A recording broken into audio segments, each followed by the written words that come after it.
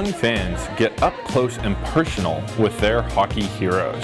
I look up to you, you're my role model, and you just help me be who I am. People come in here sad, ready to had the worst day ever. Once they leave here, they're in the best mood ever. More than just a hair salon, we've got the story behind this up-and-coming stylist and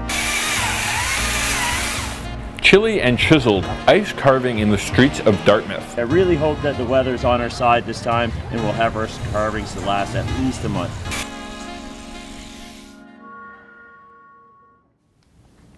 we begin with big stars in the world of women's hockey. They're in Halifax for the rivalry series versus Team USA. Young fans had a chance to rub shoulders with hockey royalty. Jack Sponagle reports from the Lighthouse Arts Center. Check it out. Good evening, hockey fans. Are we excited? A big crowd for the biggest names in women's hockey. They lined up out the door for a chance to meet their heroes. It's awesome to see women in sports being celebrated like this, and to be able to see them up and close is awesome. Some of the best Canadian hockey players of all time. Sarah Nurse, probably. Blair Turnbull. I'd say Sarah Nurse. Marie-Philippe Poulin. Marie-Philippe Poulin. She just amazes me with her talent. I look up to you, you're my role model, and you just help me be who I am. Medalist Sarah Nurse. Winners of numerous gold medals and world championships. The crowd gave a warm welcome to Sarah Nurse, team captain Marie-Philippe Poulin, and a standing ovation for Nova Scotia and Pictou County's own Blair Turnbull. MC was Kenzie Lalonde, the voice of women's hockey on TV. When you look back to growing up in Nova Scotia, how did this region kind of shape your passion for the game? A lot of my older cousins and neighbors and everybody in my small town of Stellarton played hockey, so for us it was a passion from a really young age. It's Canada's best. When you have Canada's best, you want to be able to go to have an opportunity to go watch them. And the fact that we have a Nova Scotian on the team and we're here, and this is one way of supporting our Blair Turnbull. But for us, it's our hometown. This is home, and Blair's home for us. This fan grew up near Turnbull's hometown of Stellarton, Nova Scotia. She planned to give her a token of her appreciation. My dad, he liked fishing, and once he went fishing with her, and he made her 2 flies. Once the players left the stage, it was time for autograph. Just meeting all my role models and the experience and all. Yeah, it was really cool to meet Blair Turnbull. She your favorite player? Yeah, by far. It's an exciting time right now to be a female hockey fan and to be a young female hockey player in this, and really do a good job of getting to the grassroots level to inspire girls or athletes from that region to what you can do more. It's pretty clear that the stars of today are helping inspire the next generation. Jack Sponagle, The Signal. Keep your stick on the ice, Halifax. Things got electric at City Hall in Halifax. In 2021, the city said it would roll out a fleet of electric buses within 4 years. Well, the 4 years are up. Gabrielle checks on whether the city has lived up to its promise.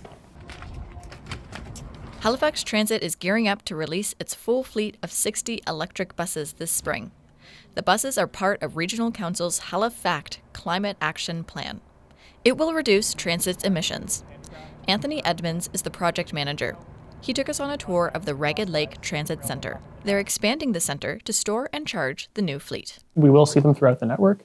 If for people who are regular users of transit, there's a very good probability that they'll see an electric bus at some point. The buses have been arriving over the past 2 years. The last were meant to arrive by December 2024, but were delayed. That was largely just based on work that we're doing alongside the manufacturer to make sure that the quality of the buses is absolutely perfect, that there are no concerns there. We've been accepting the buses just a few at a time, so that gives us time on our end to do inspections as the buses arrived. Edmund says the buses aren't just environmentally friendly. They'll improve user experience too. So one of the things that I'm really personally excited to see is the reduction in noise pollution, particularly in the downtown core. Spend a few minutes standing on any random street corner downtown and listen to the noises of the city. The loudest thing you will hear with any frequency is a diesel bus. The new buses also come equipped with improved seating and designated spaces for service animals. The improvements are welcome and long awaited. By Halifax Transit Advocacy Group, It's More Than Buses. I mean, anyone who's a university student has certainly ridden their fair share of crowded buses. They know the issues that are there, especially on those busy routes 1 through 10, the main routes in the network. Trenholm says the electric buses are a step in the right direction, and that he wants to see them rolled out as soon as possible. It's already been delayed 4 months. Let's not see it get pushed any longer. Edmonds says he hopes people will appreciate what electric buses will bring to Halifax. You got to see it in person. I hope once we have more of these buses out there that people will take a moment and sort of watch them drive and appreciate just how sort of magical it is for this massive piece of fiberglass and steel and glass to be moving so completely smoothly and silently as though it's just like magic. It's amazing. Gabrielle Drapeau, The Signal, Halifax.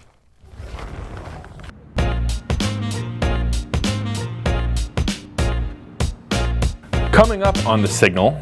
Just used to be journaling, which then ended up later turning into poetry. We sit down with the creator of Poetry Nights, who also has a new book. Feelings of dizziness making me curl. I'm on the turnaround, merry-go-round, I cannot stop.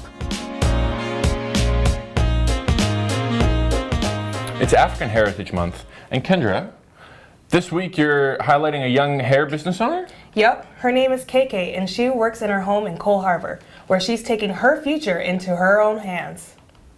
Kamaria Smith is a 20-year-old braiding business owner of Beautified by KK. She opened the salon in 2023 alongside her assistant, China. No, you can't eat the gel. I started my business because when I was like, I want to say 13 probably, I would always like braid my sister's friend's hair and I would do it every day. And then everyone's like, you should just do it for other people and like do it out there and make money for it. How Smith learned to braid is a mystery, even to her. Very first time I did braids, it was my aunt. She said, can you do this? I lied. I said yes. And guess what? I ate. So that's when I really found out like I can braid for real. And then people would just bring in pictures and be like, can you do this? I'm just eyeing the picture. Yeah, I can do it. Your baby hairs are fluffy. I just blow dried my hair. When she first posted about her business to Instagram, family and friends followed suit, leading to her business taking off.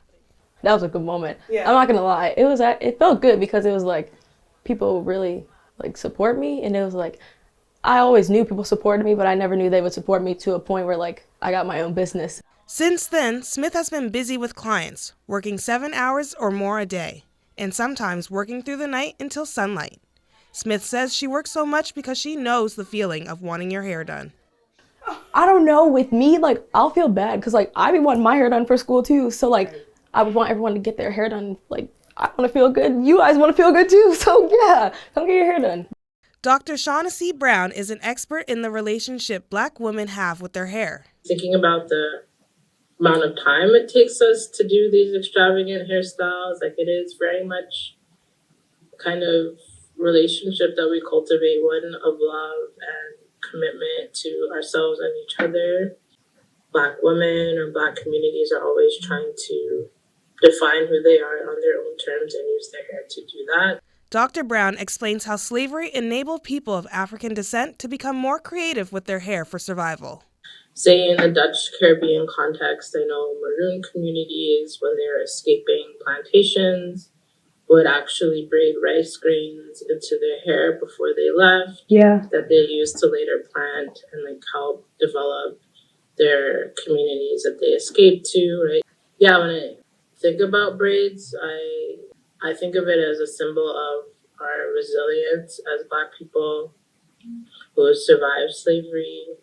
One aspect of braiding Smith has fallen in love with is how her clients feel when they leave. I like the different vibes that I get from everyone. It's cool. Like, people come in here sad, ready to like had the worst day ever. I'm asking them like, are you okay? What's wrong? They're telling me the whole story. Once they leave here, they're in the best mood ever. It's like therapy. Smith is furthering her business by going to hair school so she can learn to cut, style, and more. She also has plans to expand her business. You'd come, you get your hair done, your nails done, your toes, your eyelashes, your eyebrows, everything done that day, and then you go on about your day. And then for guys, you come, get your hair braided, a cut, whatever you need. Troy? No. Being a young business owner is hard, but Smith has advice for those thinking about making the jump. Just don't be scared to start a business and get out there in the world. Live your life. You only live once. Do what you gotta do. Yeah. So all that hard work pays off. A group of artists is trying to make a big impact on a small scale. And Joe, you paid them a visit this week. Tell us about it. Well, it's called 1274 Art Hollis. They're eager to explain what makes their creations unique. We have 2 reports from the gallery. We're down here on Hollis Street at Art 1274 Hollis, the name of the local art gallery. I'm excited to show you what's inside. If you're talking about art, and okay, I've got a variety here right now. This is encaustic up here with the musician. It's called Music in the City. It's done with oil and wax, and it's a different technique, so it's very abstracty, getting more into realism. And then we have the windblown, the umbrella inside out. This one was when I was in Newfoundland. It's at Mitchell Pond. They call their lakes ponds. Then we have here Carol Morrison. It was the first time she ever used gold paint. So we're like children. We play with our paint. And we have the glass artisan, expert at that too. There's another process. It takes about 3 or 4 stages because, as you can see, all the variations of colors. And she has to let one stage set before she does the other one. That's the beauty of this gallery. We have such a variety of painters. There's Wendy Beaver. She's the featured artist for this month, and she has a very particular style. She always creates a lovely mood and movement. Valentine's Day is coming up. Kendra, what are you going to get your boyfriend? I don't know, Joe. I haven't thought about it. I don't know what to get him. Well, maybe you could take a look at Bonnie Bailey's work. We head back to 1274 Hollis. Okay, we're rolling now, Bonnie. Okay. Show's on the road. Oh. My name is Bonnie Bailey. I am a jewelry artist here. I started about 13 years ago. I was still working, and I started out making just a little beaded whatever. Again, it was exploring everything that I possibly could to keep my hands busy. When I make something, it starts out as one thing, and then it just morphs.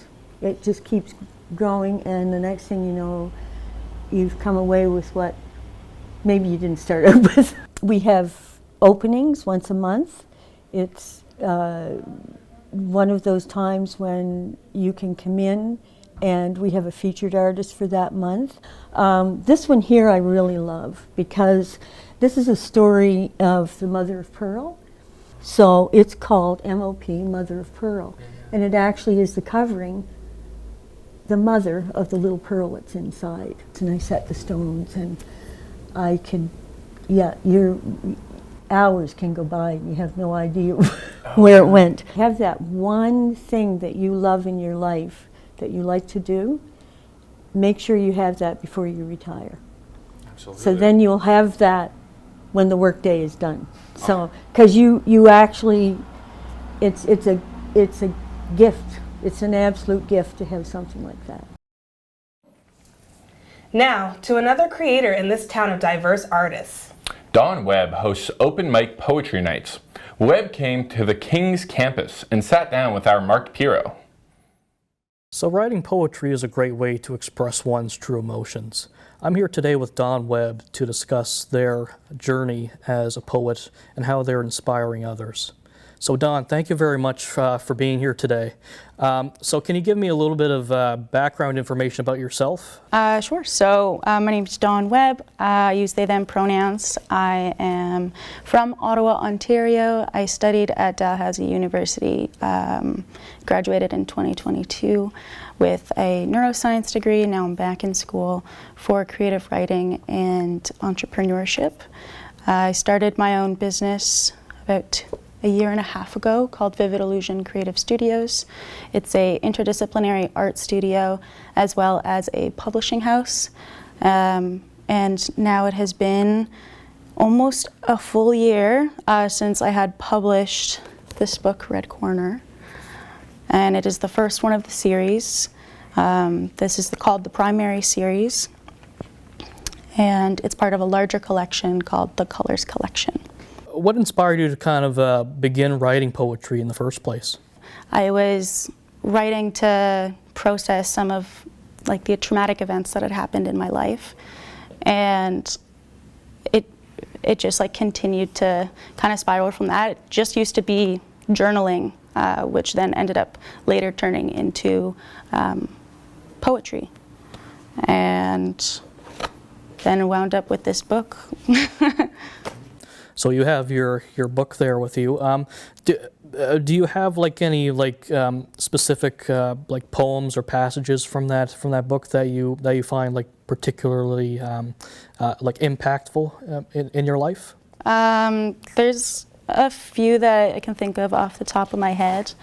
I was only doing the dishes until my body took over my mind. I could not find peace. Even through my wishes, looking for some kisses to mend me blind, but I could not find because there was nothing left for me. My stomach rumbled, turning in circles. It wasn't nausea, feelings of dizziness making me curl. I'm on the turnaround, merry-go-round. I cannot stop, only to swirl. As my insides turn, I feel myself burn. My throat is tight. I want to fight. They say it's fight or flight, but I just freeze, torpified, unable to act right. My body curls up. I collapse to the floor. Not because I bore, my mind is screaming, thoughts that soar, losing control. I lie flat on my back. Flashbacks. Because I will never, ever be able to be loved from behind the same. All has changed. Even if you act kind, I feel so much shame. You've claimed a piece of my self-control. I fold. This is not how I wanted to start my day. But you can always restart the day, and so I tried. Could not cry, but found that it was the ice-cold water that brings me back home to where I belong. I know. They know. No slack. No, you did me wrong. I hope this cycle won't last long because I was trembling, stumbling, talking over my feet. But they could not hear. No excuses about the beer nor the pills that gave you chills because you're a cheat. You got me beat. Friends aren't supposed to bend. They are to mend. So I went to defend myself. Taking me off the shelf, stood tall till I could no longer fall. But I, yes I, am so grateful to be alive. I learned to revive. I am who I am. Shall become someone who I am not. Healed. Yes, I am. That was excellent. Yeah. So from my understanding, you host the open night, the open mic events at the Maxwell's Plum. So can you tell me a little bit why you decided to begin those? It was really hard to find stuff to do within like my interests. I found that I could find a few different open mic nights in Halifax, but none of them were poetry related. It seemed very challenging to kind of dive into that network, and I wanted to change that. I wanted to be able to provide that for other people, so I finally started it last year.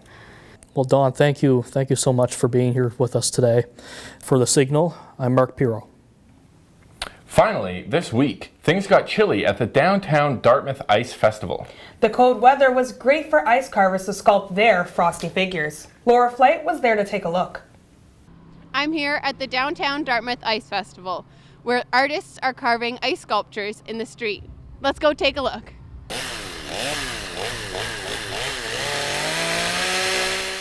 Chainsaws were revving as visitors at the Portland Street Party watched ice shavings fly. We spoke with Joel Palmer, owner of Swamp Bear Art, about his carving process. I've been a sculptor for over a decade now, and I've been dabbling in the art of ice. And as you can see here, I've created a piece for harvest. Up close, you'll see that I've created a nice little bowl with some tasty little treats in there. This mug and bowl took about an hour to complete. It starts with a giant block of ice. First, he cuts the rough outline. He used his chainsaw to carve out the center of the bowl, then buffed out the raw edges.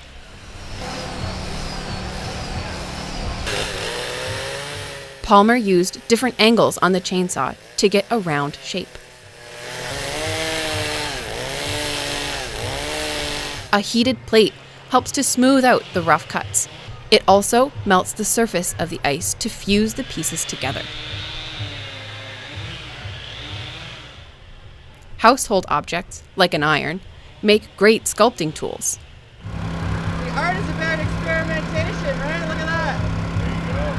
Got some cool little textures on there. Using the scraps cut from the main block, Palmer shaped lettuce leaves and other Harvest Bowl treats. With a smaller chainsaw, he could draw designs into the ice, like the Harvest logo. To make it visible, Palmer rubbed snow into the ice grooves.